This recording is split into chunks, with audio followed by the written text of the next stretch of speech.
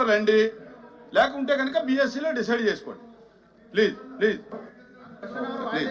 Sir speaker chairman sir మీరు అనుమతిస్తే sir. ప్రతిపక్ష నాయకుడు లేస్తే కాస్త గౌరవ సభ్యుల్ని కొంచెం చైర్మన్ గారి మీద పడకండి, కాస్త హుందాగా పక్కకు జరగండి. వారు చాలా స్నేహశీలి, మనందరితో చైర్మన్ గారు బాగుంటారు.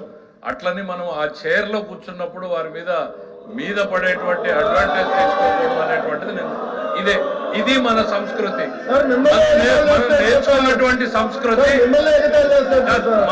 ఇప్పుడు చైర్ ని ఏ రకంగా మీరు అవమానిస్తున్నారు పబ్లిక్ గా అనేది అర్థమవుతా ఉంది.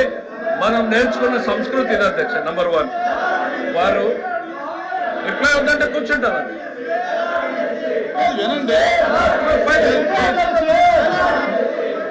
డిఎస్సి మీద చర్చించడానికి అధ్యక్ష వాళ్ళ ఉద్దేశం చాలా స్పష్టంగా అర్థమైంది. మాట్లాడేకేం లేదు, అల్లరి చేసుకుని వెళ్ళిపోవాలని. అరే ఆయన ఏదో లేవనెత్తాడు, మేము క్లియర్ గా చెప్పదలుచుకున్నాం. డిఎస్సి మీద చర్చించడానికి ఈ ప్రభుత్వం సిద్ధంగా ఉంది అనేటువంటిది నిన్న బిఎస్సిలో స్పష్టంగా మీ ఎదురుగా ఆయనకు చెప్పాం. వాళ్ళ మెంబర్స్ కూడా చెప్తున్నారు అధ్యక్ష, వాళ్ళు వినుండరు. దయచేసి వాళ్ళ మెంబర్స్ ఇంటే అర్థమవుతుంది అధ్యక్ష. తమరు ఉండాల్సిన దగ్గర ఫర్మ్ గా ఉండాలి అధ్యక్ష. కొంచెం తమరు ఫర్మ్ గా లేకపోతే సభ జరపడం కూడా కష్టమవుతుంది అధ్యక్ష.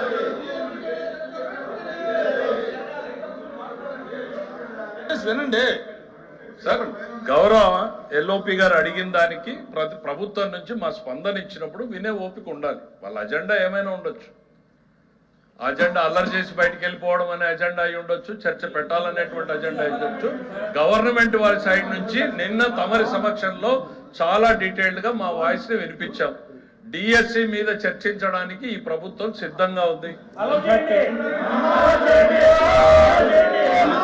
నువ్వు వచ్చి కూర్చొని చెప్తారా మీరు లెజిస్లేటివ్ అఫైర్స్ మినిస్టర్ చెప్పేటప్పుడు ప్రభుత్వ ఆలోచనని వినకుండా మీరు డిక్టేట్ చేయాలనుకుంటే జరగదు. ఇంపాసిబుల్.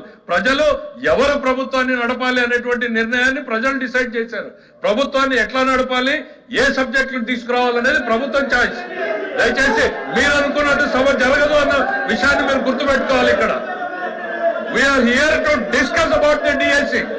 ప్రజలకు ఒకవైపు ఎల్లీనోతో ప్రజలు ఇబ్బంది పడుతూ ఉంటే తాగునీరు, సాగునీరు, వ్యవసాయం ఏ రకంగా ఈ ప్రభుత్వం వాళ్ళని ఆదుకోబోతున్నాం అనేటువంటి బాధ్యతాయుతమైనటువంటి సమాధానం చెప్పాల్సిన మీరు నిర్లక్ష్యంగా ప్రజల పట్ల ఏమాత్రం కూడా అంకిత భావం లేకుండా వాళ్ళ సమస్యల గురించి చర్చించకుండా కేవలం రాజకీయాలు చేయాలనేటువంటి ఆలోచనతో మీరు ఈ అల్లరి చేసేటువంటి కార్యక్రమం చేస్తున్నారు తప్ప రైతులు ఏ రకంగా ఇబ్బంది పడుతున్నారు, కృష్ణా డెల్టాలో రైతుల పరిస్థితి ఏంటి, గోదావరి డెల్టా ఏంటి, రాయలసీమ ఏంటి, ఉత్తరాంధ్ర ఏంటి, ఈ రైతుల సమస్యల గురించి ఒక్క నిమిషం మీరు మాట్లాడారా? తాగునీటి సమస్యల్ని ఏ రకంగా పరిష్కారం చేయాలనేటువంటి సలహా సూచనలు ఇచ్చారా? ఇన్ని ఇబ్బందులు రాష్ట్ర ప్రజానీకం, దేశం మొత్తం, ప్రపంచం మొత్తం ఎల్లినోతో సఫర్ అవుతా ఉంటే మీకు మాత్రం మీ నిన్నో జబ్బులు పట్టాయి. జేనినో జబ్బు వచ్చింది మీకు. మీ అజెండా మీకు తప్ప ప్రజల అజెండా మీకు అవసరం లేదు అధ్యక్ష.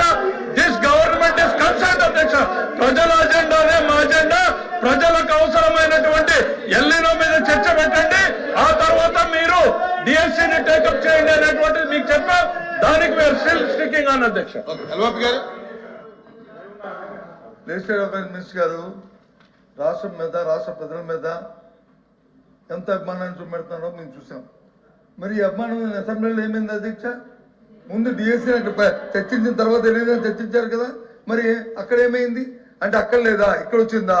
మేము మొదటగా ఎజెండాలో పెట్టింది మేము, వ్యవసాయం మీద చర్చించాలని అడిగింది మేము.